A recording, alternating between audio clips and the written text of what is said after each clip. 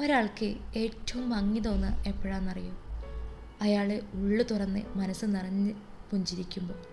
ആദ്യം പറയട്ടെ, പല്ല് മാത്രം കാണിച്ചുള്ള ചിരിയെക്കുറിച്ചല്ല ഈ പറയുന്നത്. നമ്മളിപ്പോൾ ഒരാളോട് ചിരിക്കുമ്പോൾ നമ്മൾ അറിയാത്ത ഒരാളാണെങ്കിൽ പോലും ഓട്ടോമാറ്റിക്കായിട്ട് അയാളുടെ മുഖത്തും ഒരു പുഞ്ചിരി വിടരും.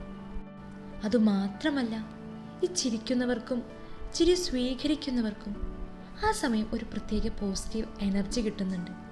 അതുകൊണ്ടാണ് പണ്ടേ മുത്തറസൂലി പുഞ്ചിരി ധർമ്മമാണെന്ന് പറഞ്ഞു വെച്ചത്. അതുകൊണ്ട് തന്നെ നമ്മുടെ ഈ ജീവിതയാത്രയിൽ മുന്നിൽ വരുന്ന എല്ലാ മനുഷ്യരോടും, അത് കുട്ടികളാവട്ടെ മുതിർന്നവരാവട്ടെ, എല്ലാവരെയും നമുക്കൊരു പുഞ്ചിരിയോടെ സ്വീകരിക്കാം. ഇങ്ങനെ ഉള്ളു തുറന്ന് ചിരിക്കുന്ന ആളുകളുടെ മനസ്സിലേക്ക് സങ്കടങ്ങൾക്കും വിഷാദങ്ങൾക്കൊക്കെ കയറി പറ്റുക എന്നത് വലിയ പാടുള്ള ജോലിയാണ്.